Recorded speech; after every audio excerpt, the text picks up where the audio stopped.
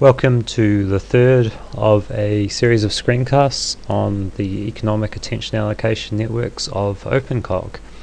This screencast will be talking about the Importance Diffusion Agent.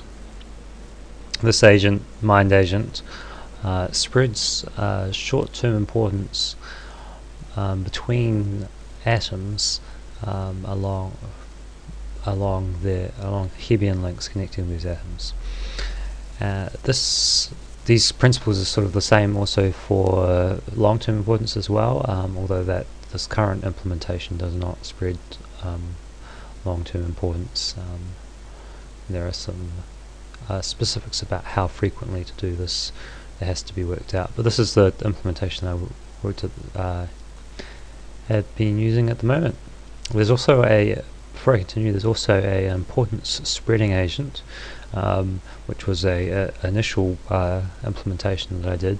That one I've kept in the repository because it works on sort of more of a local level, and so maybe more amicable to when we've got very large numbers of atoms in an atom space with lots of Hebbian links, especially when it's distributed as well. Because the way the diffusion agent works, as we will see, is put through using sparse matrices, and so you have to sort of store the entire lot of connections in a matrix structure, and even if it's sparse, it could get quite big. So to continue, we have a series of there's a bunch of classes called spread deciders, and I will come back to those. And the actual agent itself has a number of parameters, and as well as the main function, spread importance, which spreads the importance between all the different atoms. So I'm trying to work out where to start here. So I'll describe it's nothing really important here, so I will go into the actual meat of this one, into the actual implementation details. So this agent has a couple of parameters, the first being the diffusion threshold, which is atoms have to have an STI greater than this before they will be involved in the spread procedure. And that doesn't mean that the atom on the other side of the Hebbian link that it's connected to it has to have a STI above this diffusion threshold as well, but one of them does have to, for the link to be counted when it's constructing the sparse matrix. This max spread percentage basically works out how much of the STI of an atom is actually allowed to be spread. So by default it can spread all of its importance to its neighbours, and it will probably get some back if they're reasonably got the same amount. But yeah, that's another parameter. And then there's this spread decider, and what the spread decider does, this is kind of related to the diffusion threshold.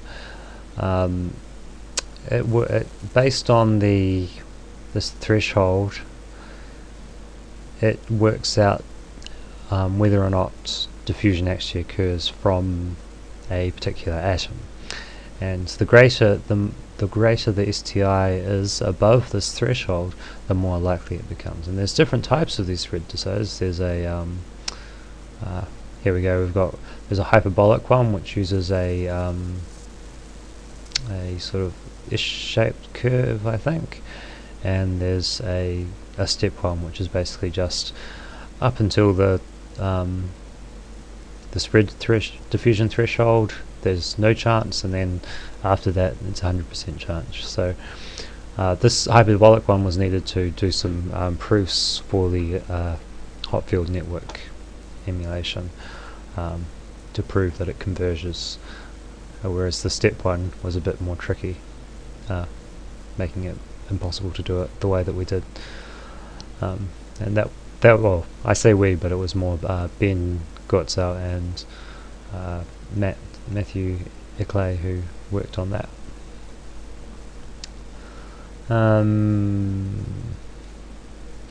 So this is just all various admin stuff. Here's the run method, which sets things up and then runs the spread importance method. So if we go and find that,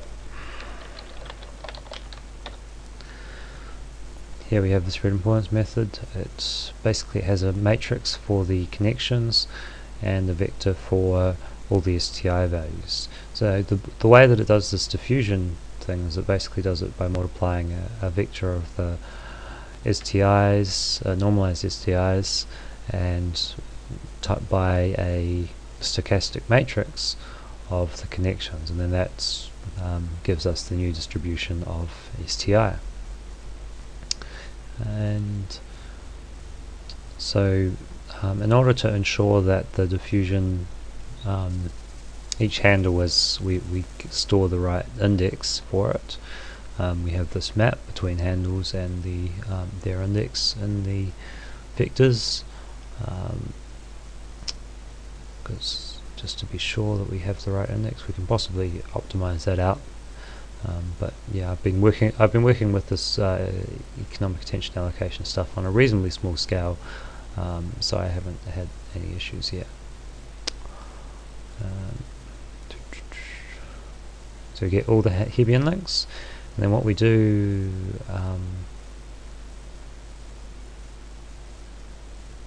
is we make a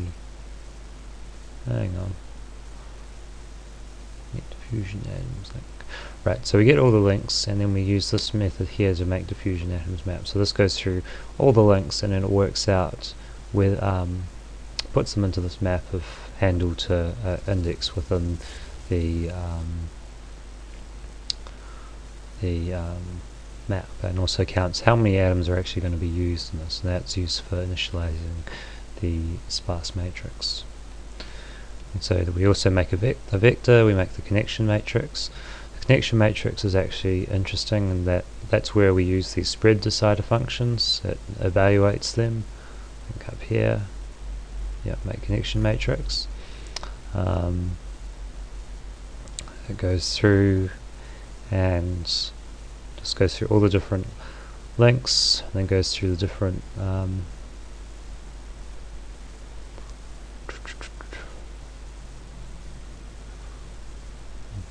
goes through each of the targets for the link, and basically works out based on the spread decider making a spread decision whether or not the weight of the link should be added to the sparse matrix. So if we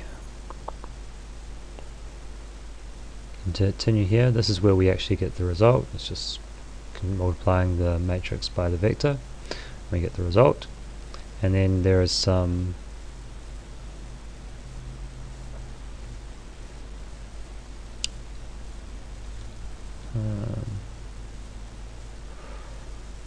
there's some other interesting stuff about making the STI vector that I'll have to go back about later, because we have to, or maybe it's here.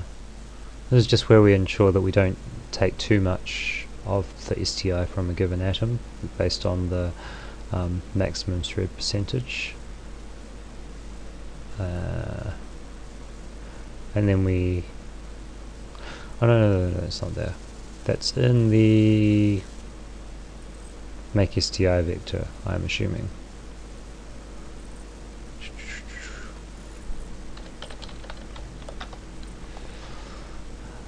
So yeah, this is here, and we get the normalized value. I can't find exactly where it is, but I'm assuming it's still in there somewhere. Oh, there it is. Right. It was actually in the making the sparse matrix. We also ensure that not too much STI is spread based on the max spread percentage.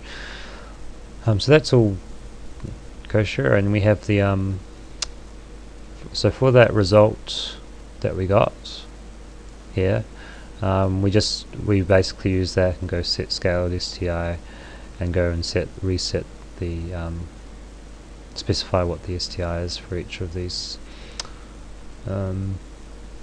each of the atoms that are involved in the diffusion of importance.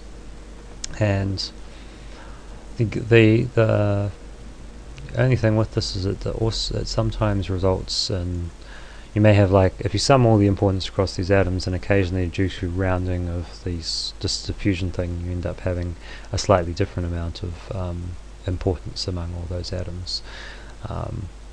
And there might be a way around that, but it's not a big deal because the atom space keeps track of those the bits that are lost from those atoms, and puts them into the atom space funds. And it's this kind of attention allocation thing is kind of a it's a fuzzy process, and it's not going to be affected, hopefully, by that kind of rounding error.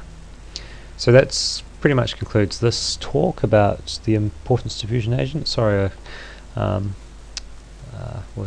got a bit lost in some of those places, but it's been a while since I've looked at this code. And if you've got any questions, I can go over in more detail when we do the tutorial on April the 15th. That time is on the wiki somewhere. And the next tutorial that I'm going to do is going to be on the forgetting agent. That will be very quick because it's not very detailed, and then I'm going to go into looking at the actual hot field network emulator based on using Economic Attention Allocation Networks. So thank you for watching the screencast.